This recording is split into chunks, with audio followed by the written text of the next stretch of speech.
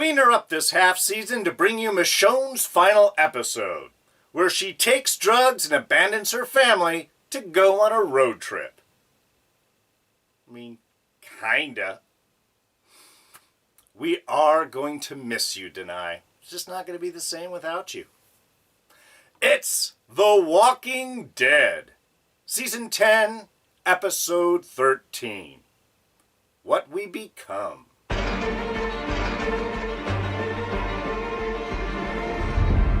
Hey everyone, D here, and welcome to this week's review of The Walking Dead. So yes, as always, lots of spoilers coming your way.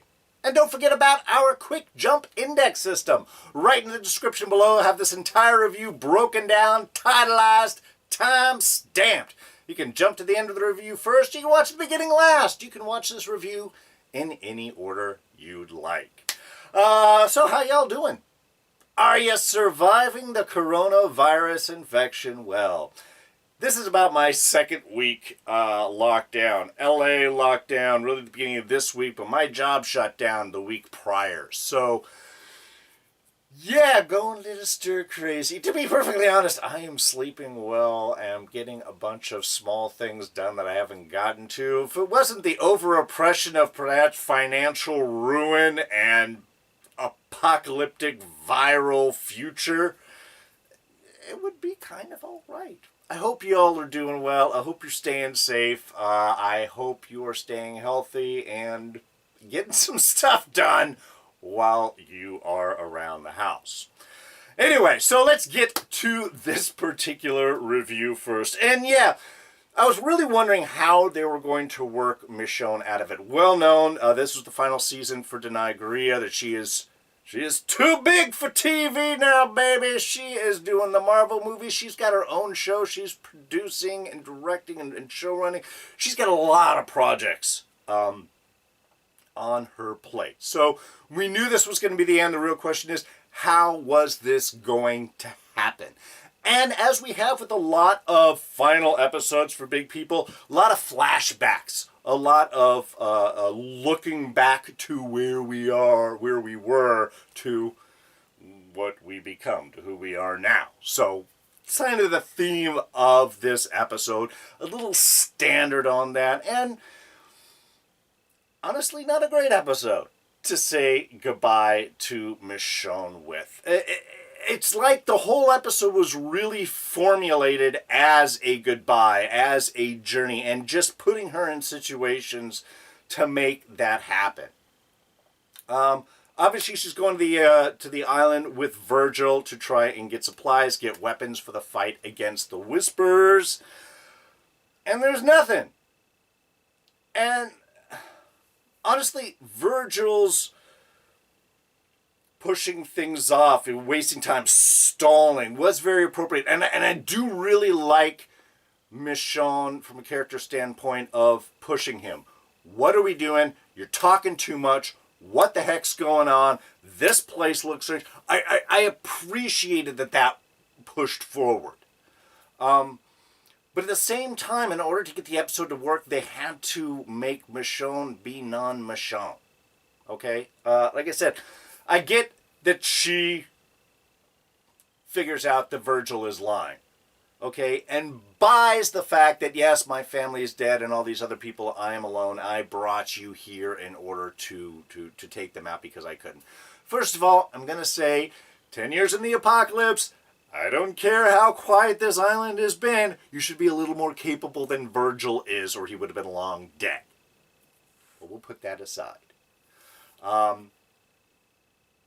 Really should have stayed by. I mean, honestly, I thought Virgil was going to get Michonne killed inside of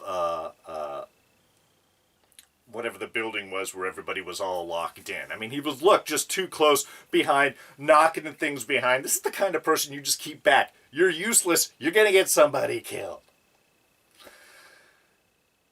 And overall, kind of a cool scene. I have to say, walking into the room with all of those hanging walkers, obviously knowing the tragedy that had to occur for all this to happen, very emotional. It was a nice, strong scene. And of course, we get to see Michonne being the badass. Virgil's pushed up against his protective barrier, and it finally drops down, and the whole room is dead. There's Michonne there. I mean, that's awesome. So knowing that Michonne is such a seasoned warrior, to be honest, I don't buy her falling asleep. Okay, but again, she gets up, something's wrong, I'm going to look around, great idea. Hears voices, oh, there's definitely nothing wrong. Virgil locks her in, okay, she's surprised, I'll go with that. But would she fall asleep? Would she fall asleep hard enough for Virgil to come in and take her katana and leave some breakfast? I don't think so. That pulled me out of it right there. I didn't buy that setup. And so from there, we just get the emotional journey. We get the big drug trip. I'll get into that in a minute. We get the sort of resolution, and of course, what the whole episode is going for is the discovery of Rick, and that pushing her on, leading to a phone conversation that had to happen, but also I don't believe that it would have gone that way. Anyway, so yes, a final episode for Michonne, setting up where she is going, and I think the world that they want to do the movies in, and the future world, and the and all of that. That's what this episode was bridged for. Pull Michonne out, give her a little introspective journey, and then set her up for what the movies and future little activities are going to be. Did it accomplish that? Yes. Did it do it in a totally believable for character way? No. So, from there, take it as you wish. Alright, so the emotional core journey of the episode is, of course, the Jimson weed drug trip. And yes, Jimson weed can cause hallucinations and erratic behavior. And I think about this a lot when I watch things like this and people freaking out. I am not advocating for the use of hallucinogens with this statement. I am saying that if people are familiar with them, perhaps these would not be as freak out experiences. I'm just throwing that out there. They used to do, the CIA used to use LSD for experiments back in the 60s and 70s, and they would like sneak it into people's coffee and sort of just watch what happens. 1 or 2 deaths might have been involved with that, as you might expect, but obviously it's going to be freaky if you are not prepared for that type of experience. You know, I'm used to it. You give it to the dude, right, from The Big Lebowski. He would probably just be like, oh yeah, man. Yeah, I hate bad trips like this. Not gonna freak out at all. So I'm just throwing that out there. But for the journey itself, I thought that was kind of cool. I mean, the episode opens up with our little flashback to early Michonne when she first runs into Andrea, the beginning of her journey. And I have to say, these scenes I really liked. I like the repurposing of scenes and inserting Michonne into them, or giving that different perspective for her journey. Effectively, what would her life have been had she not helped Andrea? That choice, and choice is a recurring theme throughout this episode, both in looking at the choices and consequences that Michonne makes, but also later on the other survivors and how they're going to deal with Virgil and what Virgil wants to do and so on. So there's a lot of choice that is given in this episode, and looking at the consequences of those choices. We know what happens, that she went and saved Andrea and became an important part of the group and became one of the good guys and survivors and all that. I like the idea that they do dive into what would her life have been like if she hadn't.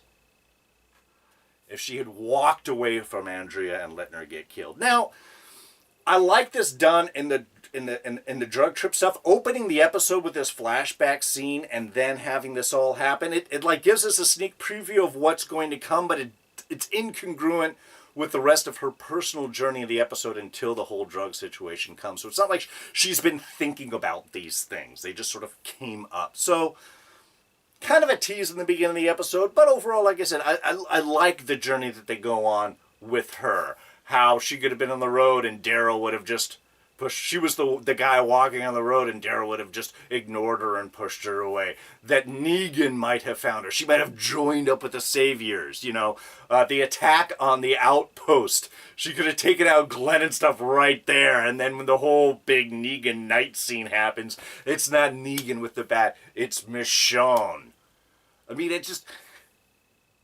Again, the realities of where it could have been, and the fact that they do end that vision with her kind of staring at herself, that she takes out herself. I mean, again, it's very trippy, but it is an interesting experiment of looking at the world having made different choices.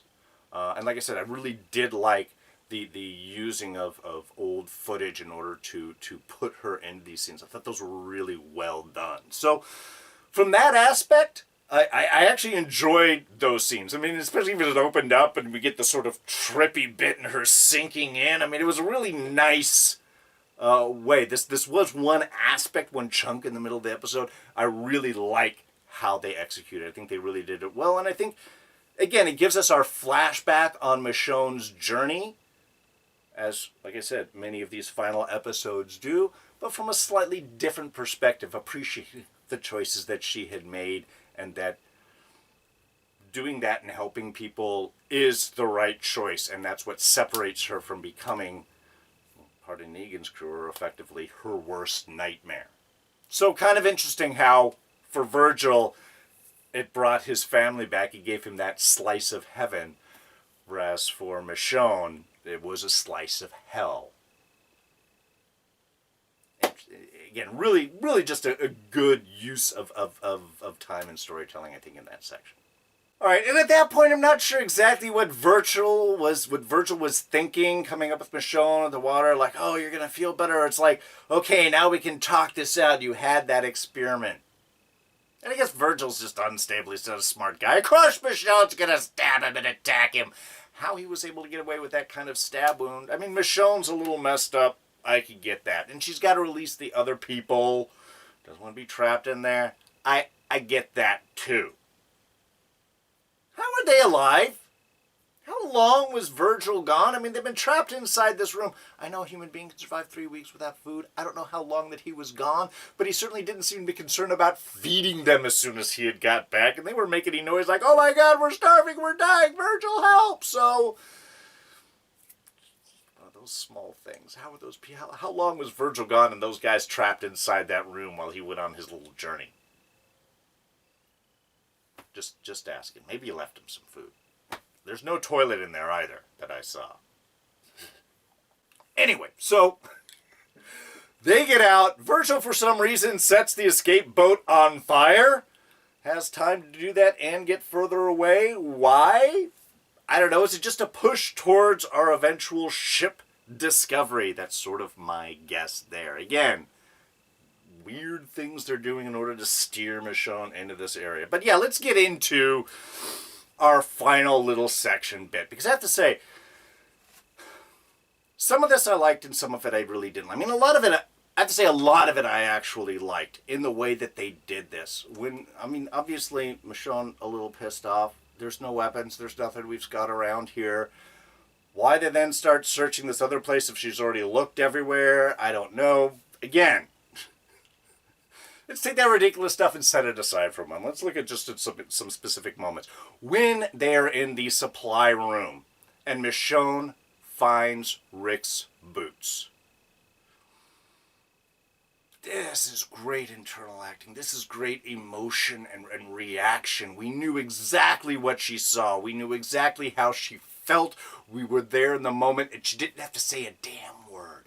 I love that. Just that pause in the camera of looking at the boots. You're like, is that Rick's boots? I mean, the only reason why she's reacting that way.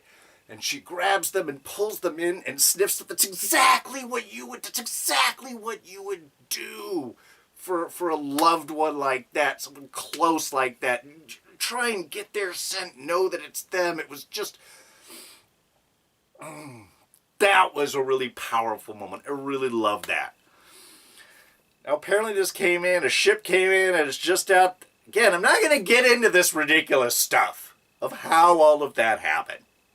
But But the discovery on the ship of looking through and finding this cell phone, and I'm assuming this is something that Rick has done afterwards. I don't remember carrying around a cell phone with carved faces on it. It is kind of perfect because, you know, it's our phones. This is where we keep all of our pictures and stuff right in here. So to carve on that, I mean, that's cool. Obviously a little bit of a journey. I believe there's kanji on that. I don't know if it's Japanese or Chinese. I'm not versed enough to know the intricacies of the differences there.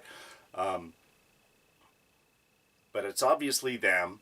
There's obviously some kanji written on there as well as in English. So he has had a journey. We know it's been years, 6 years or something like that, since he disappeared. So it's a great way of setting up the, oh my God, Rick is alive. And it makes it extremely personal. No one else could have carved that. That had to have been him, which means he has to be alive.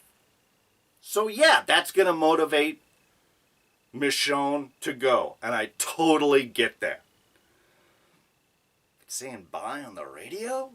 That doesn't seem very motherly at all. Now, in a way, this is the way the scene that had to go. We didn't have any more time for her, I guess. I'm doing one more and then I'm out. Having to make the call to Judith. You got to do this. Tell the story. I love that the little TJ's now got little brave man. It continues the story on because of course Rick's the brave man. And that Judith has to be the one to give Michonne permission to go. That had to happen. There was really no other excuse. She couldn't just tell her, I'm going, bye. There had to be Judith giving her that permission to go, to step away. From a fictional standpoint, yes, that's the way that it happens. I just don't believe that that's the way that it would. Even if she gets a clue on Rick. Hey, I just saved you guys. We're going to pull in this port. You're going to wait a fucking week for me to get to Alexandria and get back, say goodbye to my family, get some supplies. Maybe someone wants to come with me on this journey. Could use some backup. That's how that would have worked. I mean, look, I'm talking to my wife. She loves me. If I disappeared and her daughter was left and she hears that I'm alive, she's not leaving my daughter to come look for me. She's not. We discussed this. I totally understand. She would send her other son, my stepson, to come out after me, and that's how you do the journey. So, look, I get that she's going, and I'm fine with her going and the fact of that whole separation. I'm just saying is that saying goodbye to your daughter for an unknown period of time heading off in the wilderness we could possibly be killed isn't really the way you're going to do it. You could take a little bit of extra time to go and stay out. And those people have been locked in the fucking jail or whatever for ages. They can wait a little bit. You just saved their butts. And convenient that they can get this whole ship up and working. They get it modded in no time at all. Yeah, that's convenient. So, while this scene, the conversation with seeing Michonne again, very emotional, very well done. It had to happen the way that it actually did. I just don't get that that would have been Michonne's choice to do. And finally, our goodbyes, our preview of what's to come. So Michonne makes the decision and she is off.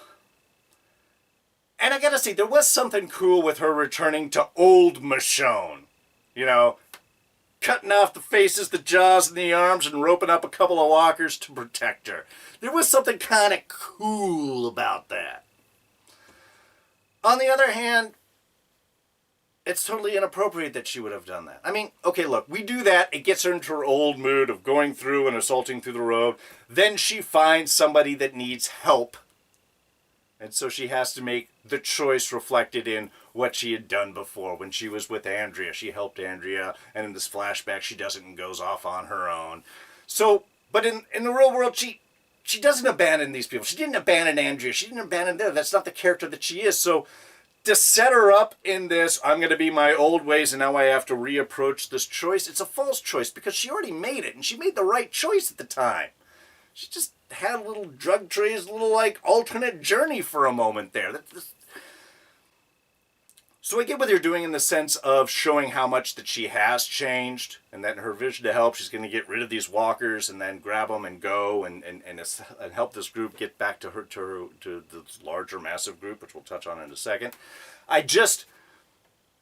It seems an unnecessary backup to come forward here. Also, considering the whole assault with whispers and things like that, I think she would feel a lot less excited about dragging some walkers around with her, being somewhat whisper-esque in that sense. So, again, an interesting character moment to show like how much she has changed over the years, but it's unnecessary because we've already gone with her journey on that.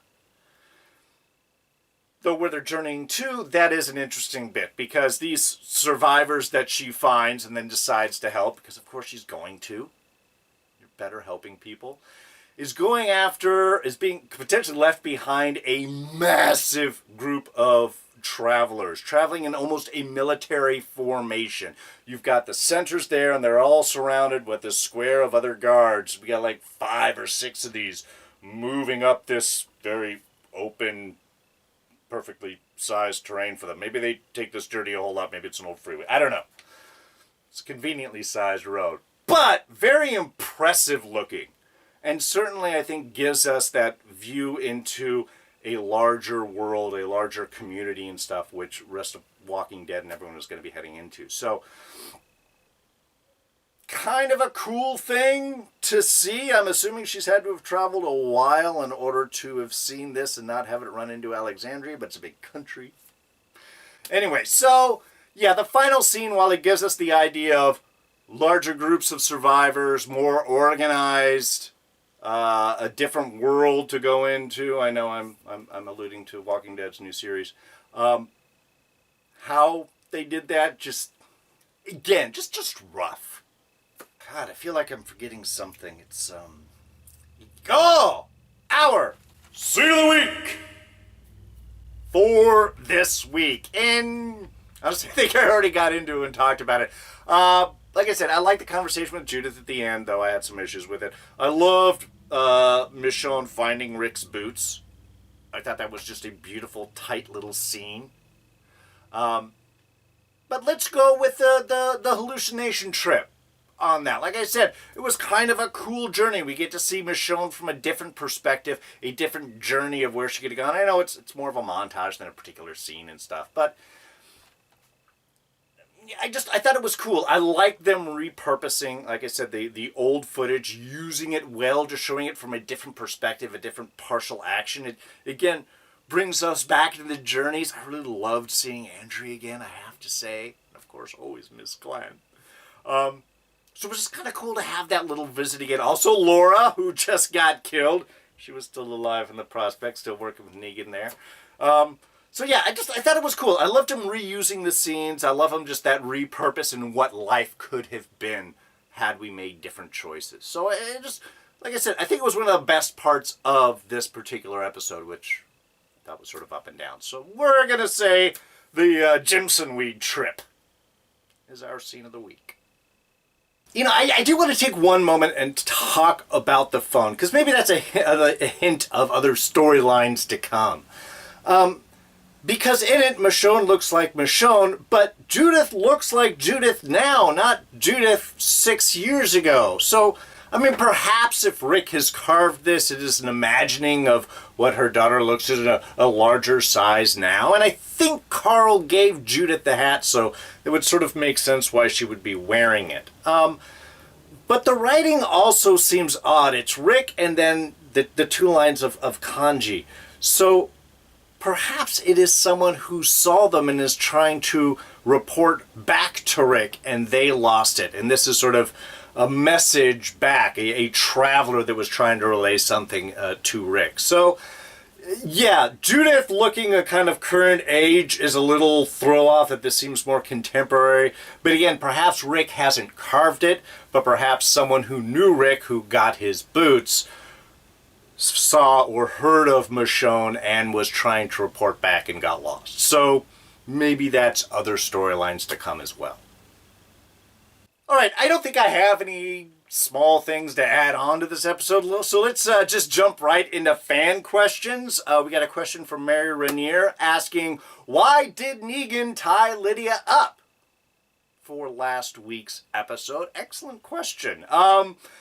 Hopefully we will find out more next week when we get back over to that section of the world. But my guess is, having seen Lydia and the plan to take out Alpha, is he was just getting her out of the way. Wouldn't want her either being captured and saying, hey, look, and someone coming up saying, what are you talking about? Negan's not taking Alpha to Lydia. Lydia's over here. Or attacking and doing the same type of thing, making Negan look like he's a liar. It gets her up and out of the way. It doesn't let her cause any problems. Does he say anything to her? I don't know. What's he going to say to try and convince her in this small period of time that he's not actually with Alpha and the rest of the Whisperers? So that would be my guess, is that he grabbed her to get her out of the way so she wouldn't be a distraction, and that would allow Negan to then take Alpha to this other cabin where he could go ahead and take her out. So, like I said, I'm sure that we'll find out a little more specifics next week, but that's my guess where we want to go to. Another question from T52 Mama. God, I love you. Long-time viewer. Always appreciate your questions. Just always awesome to hear from you.